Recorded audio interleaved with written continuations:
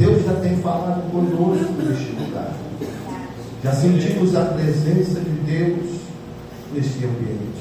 Que povo alegre, que coisa gloriosa.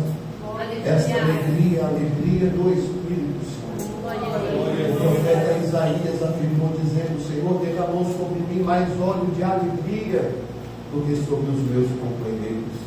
Não perca esta alegria. Esta alegria vem de uma vida de oração, de uma vida santa, aonde o Espírito Santo que habita em nós nos traz esta alegria, que declarou-nos o salmista no Salmo de número 100, capítulo de número 35, versículo de número 1 ao 3, que diz assim: disse Deus a Jacó: levanta-te, sobe a Betel e habita ali.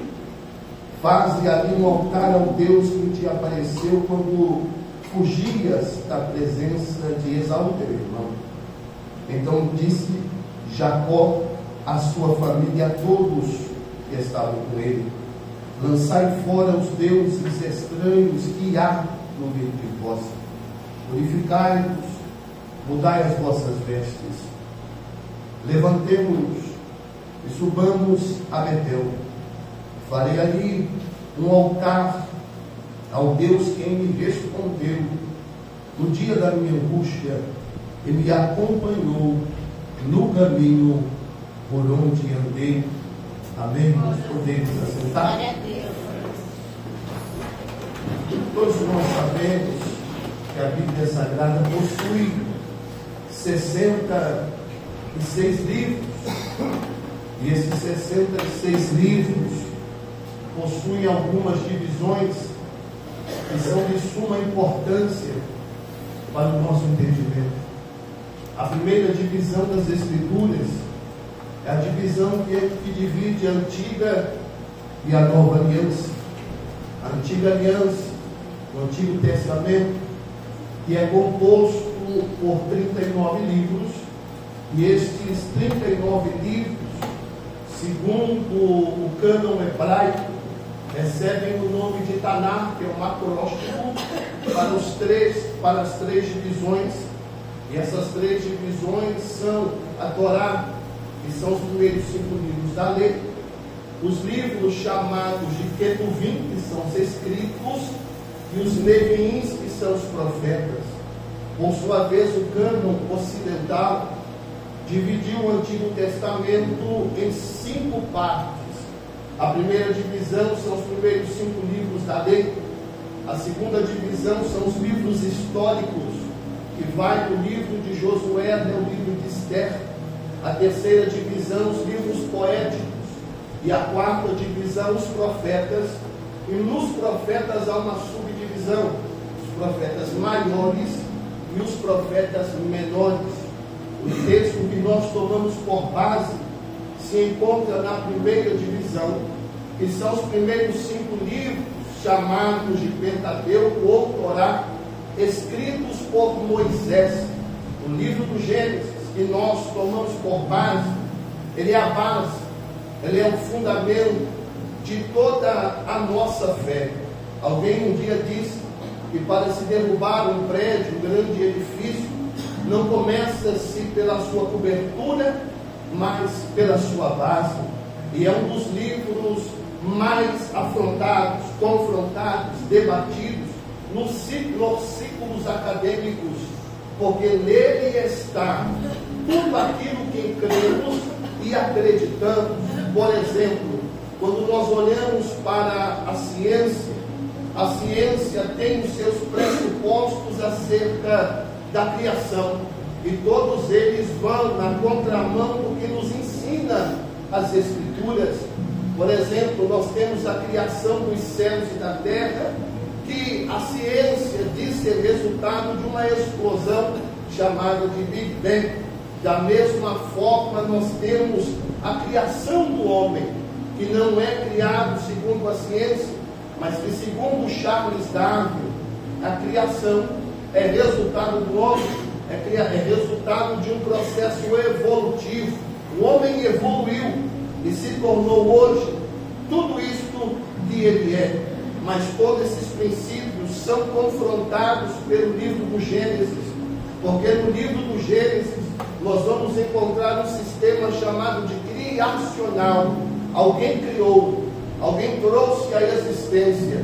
E o livro do Gênesis, no capítulo 1, versículo de número 1, vai nos afirmar dizendo: Bereshit bara Elohim et hashamayim ve'et haaretz. Pastor, o que é isso? No princípio criou Deus os céus e a terra. Note que o primeiro versículo da Bíblia, ele já começa nos ensinando que houve um Criador, e este Criador chama-se no hebraico de Elohim.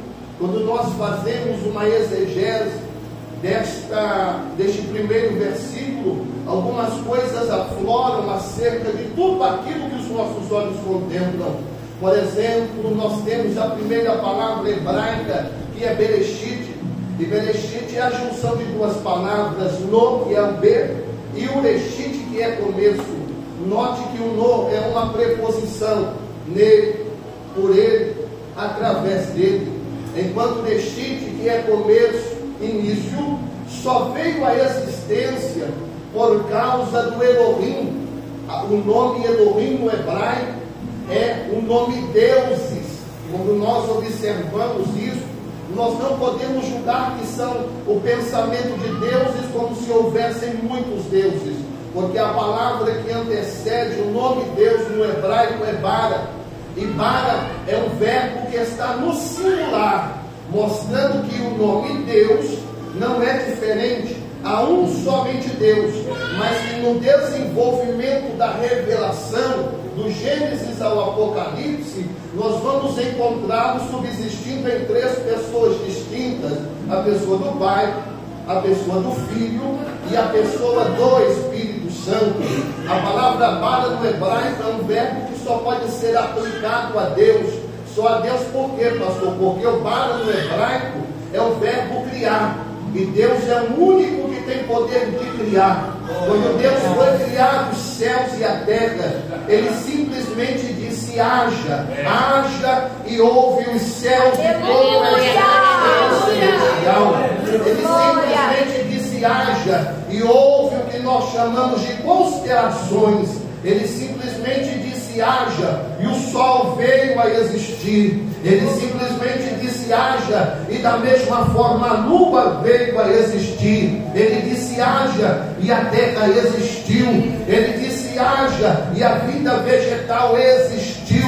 Ele disse: haja, e a vida animal veio à existência. Eu quero começar aqui falando algo que está ardendo ao meu coração. Enquanto eu orava, nós perdemos o caminho, os trilhos apostólicos da sã doutrina. Estamos preocupados com os hinos, e nada errado, irmão, nada, não tenho nada contra, pelo contrário, temos que louvar, temos que adorar, temos que glorificar, mas a igreja precisa voltar aos trilhos apostólicos da verdadeira doutrina, porque, aleluia, o que opera na igreja chama-se a palavra de Deus. E preste atenção no que eu vou dizer. Precisa de cura? Aqui está a cura para a tua vida, a palavra de Deus. Pastor, o Senhor não conhece o tamanho da minha luta, o tamanho da minha adversidade, do vale que eu estou lutando, que eu estou batalhando, a sua profundidade, do deserto que eu estou vivendo, o Senhor não conhece. Deixa eu te dizer, para Deus criar este sol, que não temos capacidade de olhar para ele, ele simplesmente disse: haja. E você acha que é impossível para este Deus?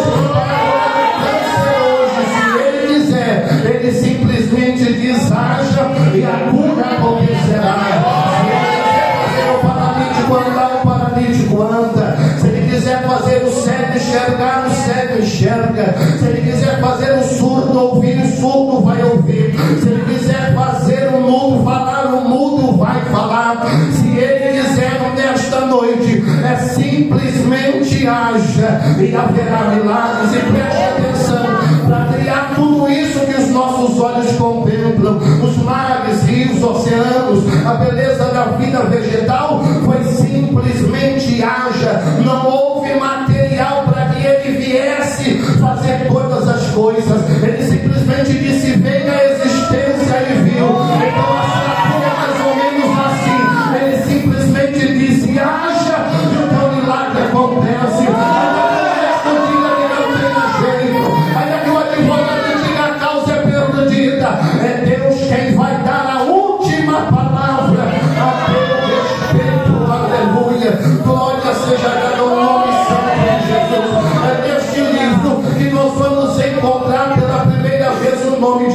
Deus. É neste livro que nós vamos encontrar Deus criando o homem. Não somos resultados de um processo evolutivo, não. Nós não evoluímos. Nós somos os únicos seres criados à imagem e semelhança de Deus.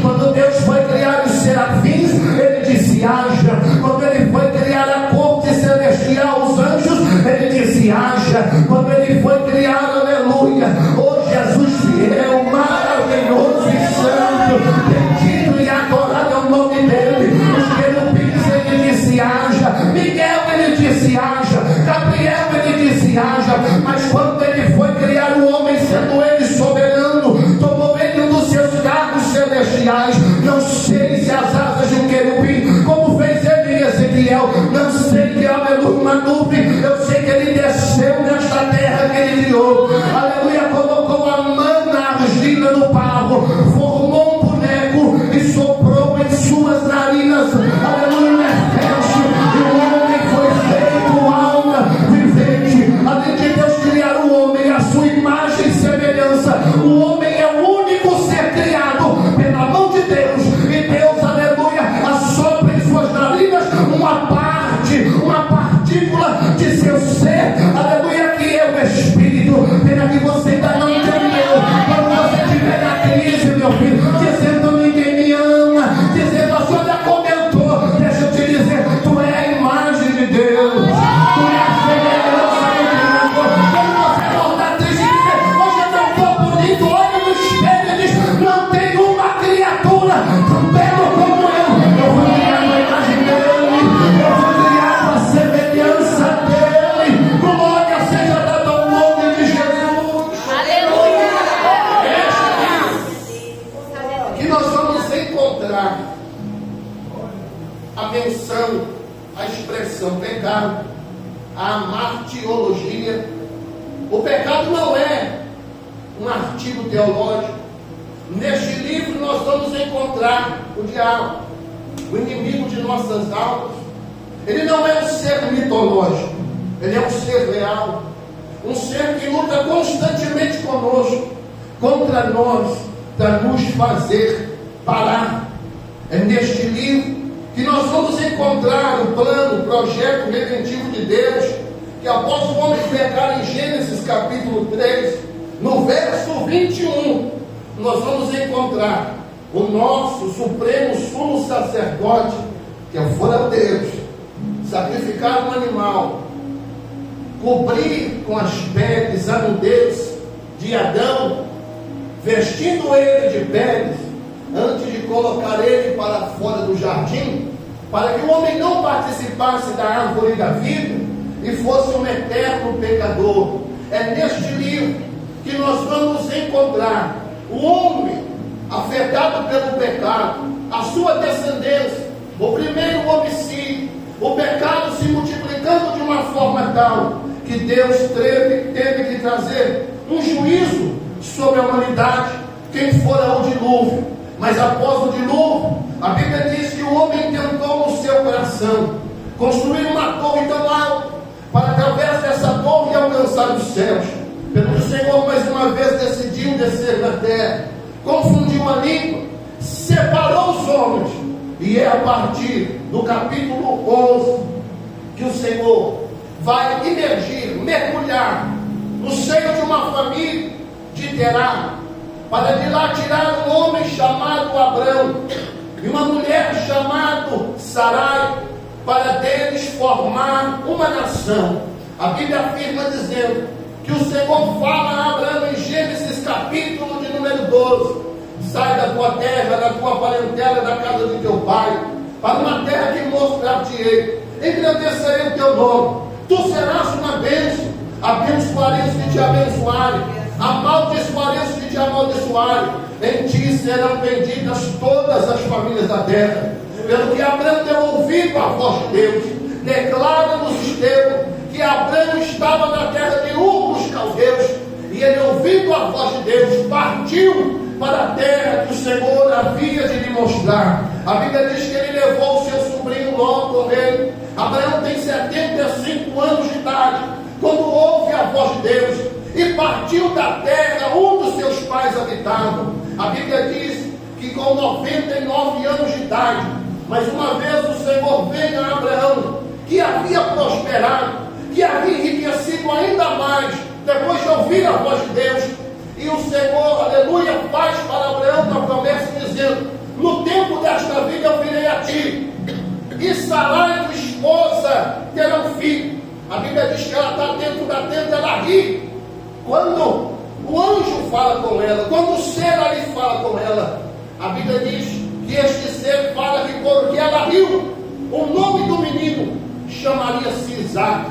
Ele tem 100 anos de idade, e Deus cumpriu na sua vida a promessa que lhe havia feito, e a Bíblia diz que ele agora teve um filho chamado Isaac. Isaac cresceu. A Bíblia diz que Isaac vai casar-se com Rebeca, Gênesis capítulo de número 24. Ela é estéril, Gênesis capítulo de número 25. E ele vai orar incessantemente por ela, pelo que Deus vai ouvir a sua oração, e ela vai gerar no seu ventre 2 crianças. A Bíblia diz que havia uma luta, uma batalha dentro do seu ventre, pelo que ela vai orar ao Senhor. E o Senhor vai mais uma vez falar com ela, dizendo: 2 povos, 2 nações sairá de ti, um será grande e poderoso, porém o outro será menor, porém o maior vai servir ao menor. Quando chegou o tempo, essa moça chamada Rebeca deu à luz, e o primeiro menino que nasceu chamou-se Esaú, porque ele era peludo. A Bíblia diz que o outro nasceu agarrado ao seu calcanhar, e por nascer agarrado ao calcanhar, ele vai ganhar o nome de Jacó. A Bíblia diz que Esaú era homem do campo, perdido em caça, e era um homem cozinheiro. Além de caçar, preparava uma comida saborosa, que sempre levava para Isaac, seu pai.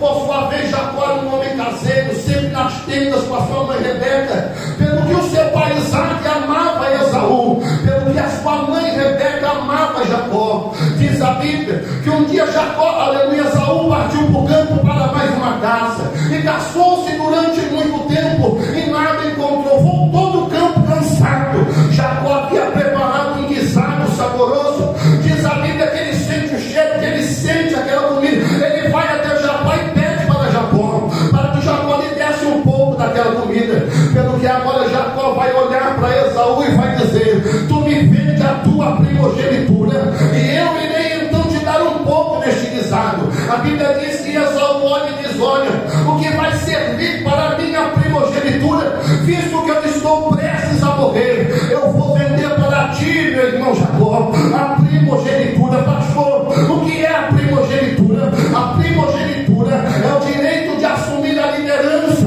no lugar do pai, ou na sua morte, ou na sua velhice. A Bíblia vai dizer que ele vendeu, não se preocupando, aleluia, com aquilo que ele, aleluia, assumia. Ele desprezou, diz a Bíblia, a sua primogenitura. Como Jacó não é bobo, Jacó olhou para ele e falou: jura que irás me vender? Ele jurou, ele comeu. A Bíblia diz que o pai agora, Isaac, é um homem cansado, os seus olhos, aleluia, se enfraqueceram, ele não enxergava mais. Capítulo de número 27, diz a Bíblia Sagrada que os olhos cansados já cegam, ele sabe que ele vai morrer. Ele chama Esaú, seu filho mais velho, e diz: meu filho, vai para o campo, caça, aleluia, traz uma caça, prepara um prato saboroso, traz para mim, para que a minha alma se alegre e eu possa te abençoar com a primogenitura.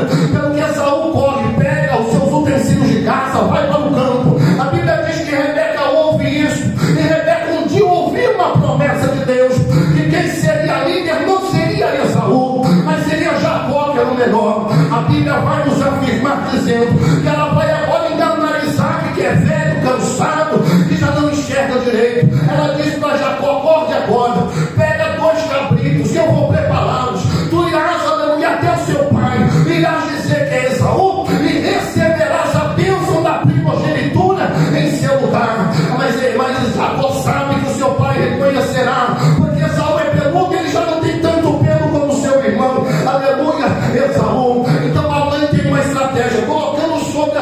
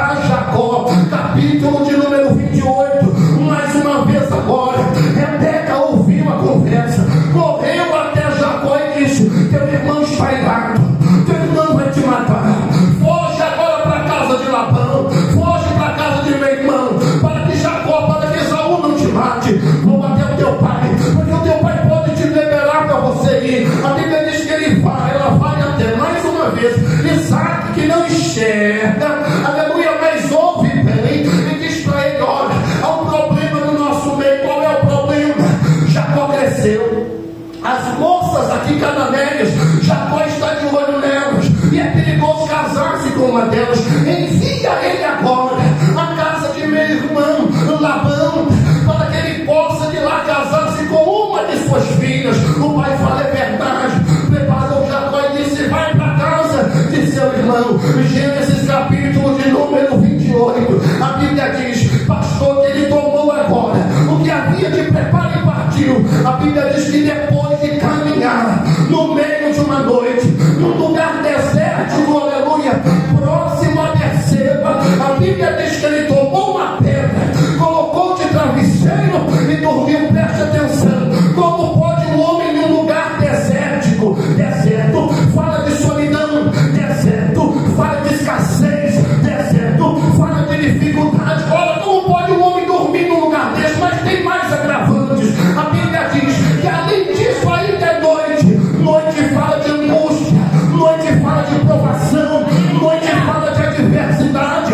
A Bíblia diz que o choro pode durar uma noite, mas a alegria vem pela manhã. Aleluia, glória a Jesus. Como se isso ainda fosse pouco, pensa bem comigo, ele está fugindo da perseguição do seu irmão, que quer tirar-lhe a vida.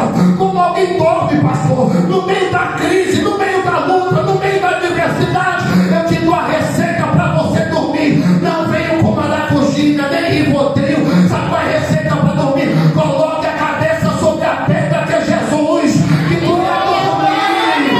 Coloque a cabeça sobre a pedra que é Jesus, que tu irá dormir. Pastor, Jesus é a pedra. Sim, ele disse: tu és Pedro, e sobre esta pedra eu edificarei a minha igreja, e as portas do inferno não vão prevalecer contra ela. Quer dormir, meu irmão? Lança sobre ele toda a vossa ansiedade, porque ele tem cuidado de vós.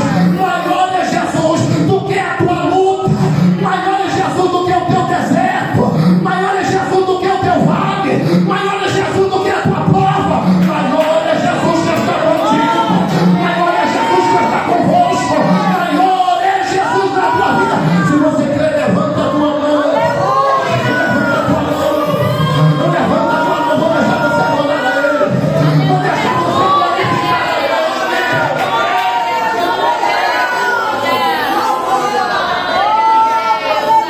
Diz a Bíblia que ele, além de dormir, pastor, sonhou, não seus irmãos, mas no meio de uma luta, de uma prova. Se a gente sonhar, parece filme de terror, é pesadelo.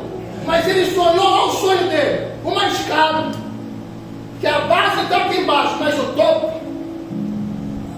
Aleluia. Glória a Deus.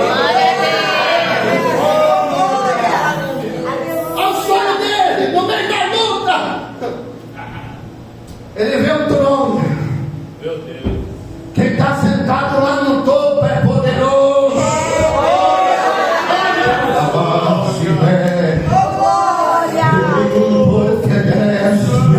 E diz a Bíblia que o Senhor responde a ele dizendo: Jacó, eu sou o Deus de Abraão, teu pai, de Isaac. Esta terra que está, te darei a ti a tua descendência. Jacó acordou do sonho, pegou uma pedra, ergueu, derramou azeite sobre ela e diz: este lugar não é outro senão a casa de Deus. Ele deu o nome de Betel. Betel em hebraico é Bet-El. Bet-El quer dizer casa de Deus. E ele diz mais: além de ser casa de Deus, é a porta dos céus. Oh, irmão, você não vai encontrar a porta dos céus lá no shopping. Não. Você não vai encontrar a porta dos céus lá na praça. Mas aqui, Aleluia. e ele diz mais: e o Senhor está neste lugar. Glória a Deus. Sabe quem está aqui? Deus Todo-Poderoso. Sabe quem aqui? Aquele que criou os céus e a terra. Sabe quem está aqui? Aquele que pode mudar as nossas vidas. Sabe quem está aqui? Aquele que pode levantar o caído. Sabe quem está aqui? Aquele que me arrancou da boca do tráfico. Sabe quem está aqui? Aquele que pode entrar naquele hospital nesta hora, curar a enfermidade. Sabe quem está aqui? O justo juiz, o advogado fiel, o sol da justiça, a resplandecente estrela da manhã, o bom pastor, o pão vivo que desceu dos céus, o justo juiz, o rei dos reis, o senhor dos senhores, o alfa e o ômega, o princípio e o fim. Ele está aqui. A Bíblia diz que ele faz um voto: se o Senhor me levar em paz nessa viagem que eu estou fazendo, e o Senhor me der pão para comer, roupa para vestir, e me trazer de volta em segurança à casa dos meus pais, tu serás o meu Deus.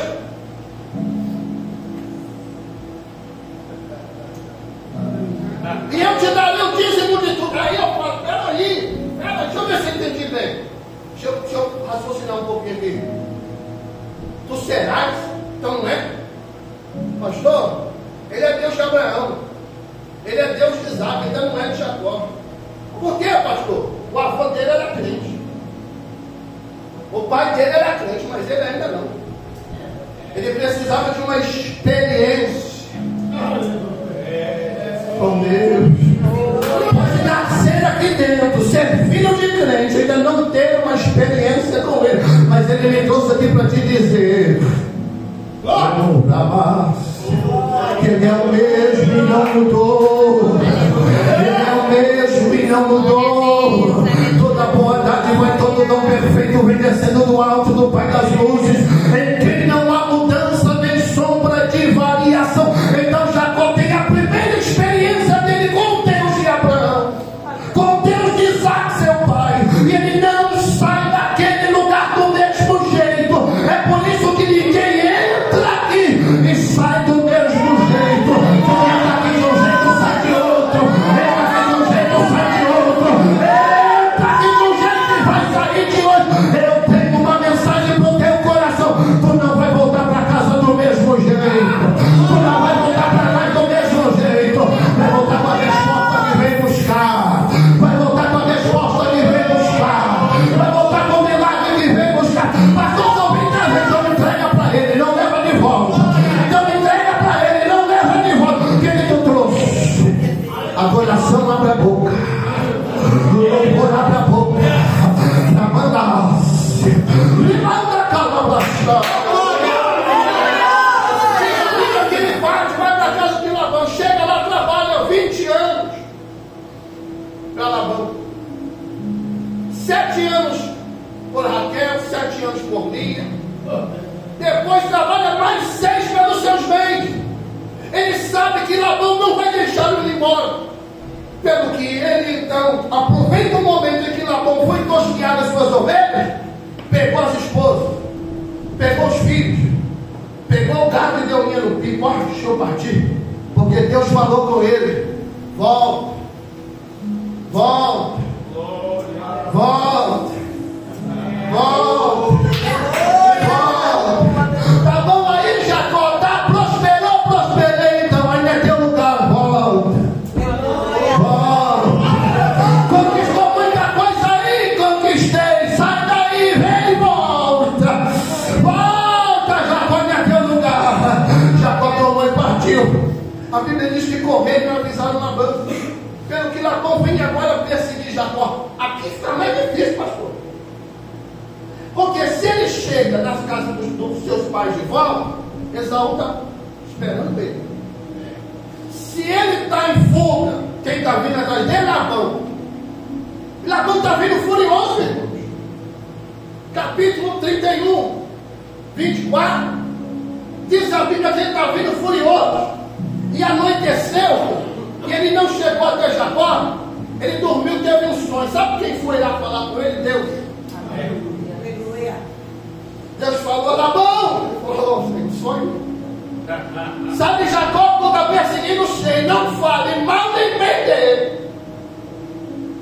Irmão, a Bíblia diz, verso 29, que ele chegou onde Jacó estava, porque ele veio atrás dos deuses dele, procurou, não achou, Raquel havia escondido os deuses dele, ele ficou furioso, olhou para Jacó e disse: Jacó, se eu quisesse, eu vim para te fazer mal. Eu vim aqui na maldade, Jacó. Sabe por que eu não te pego, Jacó? Porque o Deus de teu pai falou comigo. É por isso que eu vou manter aqui.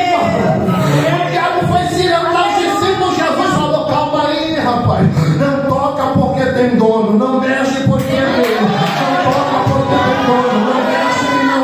Eita, porque é meu. Sabe o que é o diabo? Diz Martinho Lutero.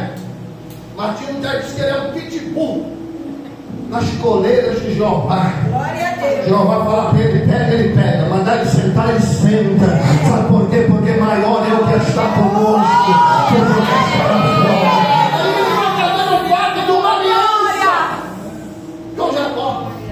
Ele diz assim: tu roubou tudo que é meu, minhas filhas, meus filhos, meu gado. Jacó, eu não trabalhei, conquistei tudo que estou levando. Aí eles levantaram uma pedra, derramaram azeite sobre ela, e Labão disse: daqui para trás tu não volta, daqui para frente tu pode ir. Ele parte, ele vai encontrar-se com o seu irmão.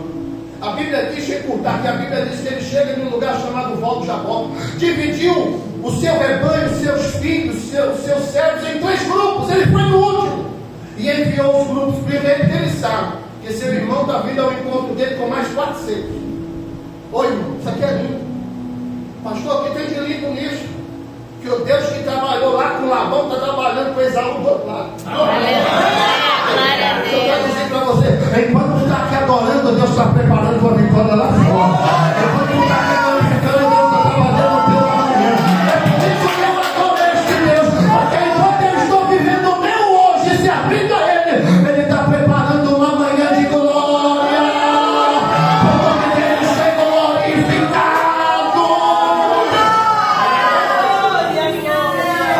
Ele passou tudo que ele tinha pelo vão de Jacó. Passou gado, passou as esposas. Ele vai passar é noite. A Bíblia diz que um varão atracou-se a ele, Gênesis 28. Irmão, e a luta foi grande, Gênesis 32. Pensa no tamanho da luta. Lutaram uma noite inteira. Diz a Bíblia que o dia vai amanhecendo. Aquele ser toca na juntura da sua coxa, desloca a juntura da coxa de Jacó e diz: solta-me, porque o dia vem raiando. Aí Jacó disse: eu não te largo se tu não me abençoares. Aleluia. Como Deus é especialista em nos provar, porque Deus é Senhor, Ele nos conhece melhor do que nós mesmos, e não dá para mentir para Ele. Sabe, em vez de Deus dizer assim: eu te abençoo, Jacó, ele falou: não. Como é teu nome? Lembra do pai Sé, que ele enganou? Falou que é Esaú. Lembra do pai movido por um ventre faminto? Ele está diante de alguém agora que não tem fome, que é onisciente, onipresente, onipotente, que conhece ele de dentro para fora e de fora para dentro, e faz uma pergunta: como é teu nome? Imagina ele pensando: vou mentir mais uma vez, vou falar que é Esaú de novo. Vou mentir mais uma vez, vou falar que meu nome é Abraão, Isaac, Jacó, Amós, Miquel, Naum, Abacuque, Sofonias, Jeremias, Elias, Eliseu, Ezequiel. Aí ele fala: não dá. Eu estou diante de quem me conhece melhor do que eu mesmo. Qual é teu nome, rapaz? Ele diz: meu nome é Jacó. Aleluia. Aí ele disseste bem: a partir de hoje não se chamarás mais Jacó, mas a Israel, porque como um príncipe lutastes com Deus e com os homens e prevalecestes. Olha aqui para mim: até quando vamos viver na mentira? Até quando vamos viver no engano, pensando que estamos enganando quem, meu irmão? Quem está aqui é dono desta casa, me conhece, te conhece. A planta dos pés ao alto da cabeça, toda a nossa tricotomia, corpo, alma, espírito, diante dele aberto como um livro. Ele conhece os teus pensamentos, os meus pensamentos, o sentimento recôndito da minha alma. Ele está dizendo aqui: hoje eu te conheço. Eu te conheço, muda hoje, Jacó. Muda hoje. Aleluia. A Bíblia diz que pela primeira vez Deus é chamado de Deus de Abraão, de Isaac, de Israel. Ele parte e chega em Sucote, região de Siquém. Faz a tenda dele ali naquele lugar, irmãos. Pensa comigo. Acabou o problema com Labão. Acabou o problema com Esaú, porque Esaú chegou, abraçou, ele não queria os presentes, recebeu os presentes, foi embora. Em vez de ali com o irmão, ele partiu para o outro lado. Chegou em Sucote, que é Siquém. Chegando em Siquém, comprou as terras de Ramó. Falou, é aqui o lugar que eu vou fazer. Pela primeira vez na Bíblia, ele afirma dizendo, 34, que Jacó construiu, edificou uma casa. Ele falou, aqui é o lugar que eu vou ficar. Aqui é o lugar que eu quero permanecer. Problema com Esaú resolvido, problema com Labão resolvido. Aqui vai ser o lugar que eu vou morar. Aqui eu vou enriquecer, aqui eu vou prosperar, aqui eu vou conquistar. Aí Deus mais uma vez aparece para ele e diz, Jacó, te chamei foi para Betel, não foi para Siquém. Não te mandei ficar em Siquém, é em Betel. Sabe o que acontece em Betel? Sua filha Diná é abusada. Seus filhos mais velhos, 2 mais velhos, Simeão e Levi, vão matar os siquemitas. A ira daquele lugar se acende contra Jacó e os seus filhos. Sabe o que ele vai fazer? Deixa eu ir para onde Deus mandou. Está na luta, meu irmão. Está onde ele te colocou. Ou será que não chegou lá ainda? Deixa eu explicar para você entender. Siquém, entre Jerusalém e Samaria, 10 quilômetros de Samaria, 53 de Jerusalém. Sabe aonde Jacó ficou? No meio do caminho. No meio do caminho ele falou, aqui tá bom. Deus falou, não dá. Quer promessas cumpridas? Aí eu não cumpro. Só para Betel. Quer ver os sonhos se realizarem? Não fica aí, só para Betel. Quer ver as promessas se realizarem? Não fica no meio. Chega até o fim. Não permaneça onde está. A Bíblia diz que Deus fala com ele dizendo, Jacó, primeiro levanta-te. Eu fico imaginando por que levanta-te. Você só manda levantar quem está sentado, quem está prostrado. Escuta, Deus olhou e falou, Jacó se acomodou, foi.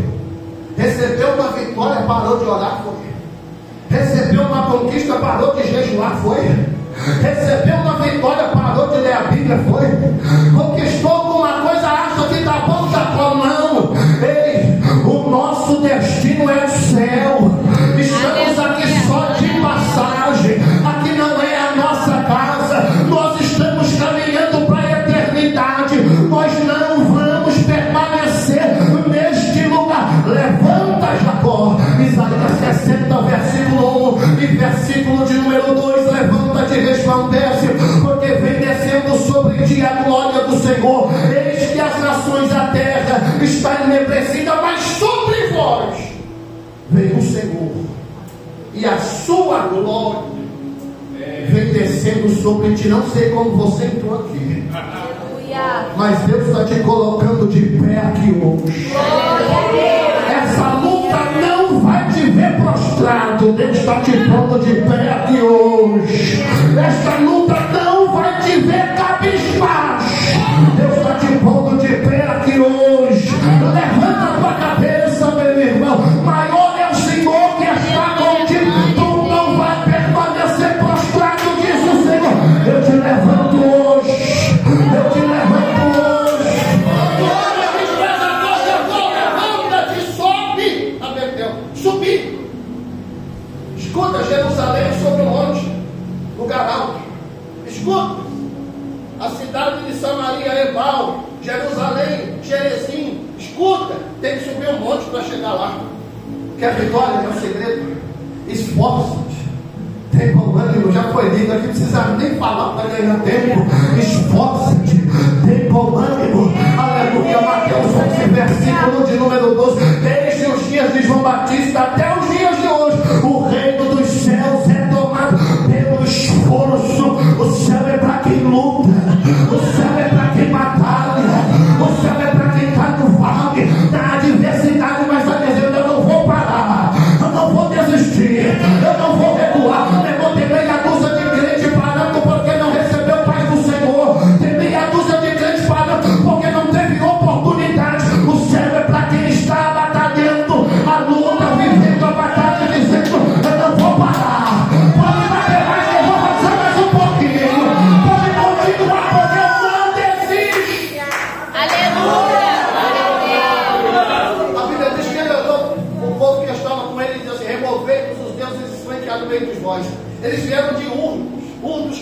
povo idólatra.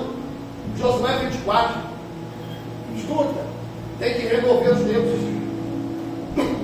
O texto diz que Jacó pegou os deuses e escondeu. Tem versões que dizem enterrou. Existe uma diferença entre esconder e enterrar. Quando eu era criança, meu pai comprava doce, eu encerro. Meu pai comprava doce, eu tinha outros irmãos.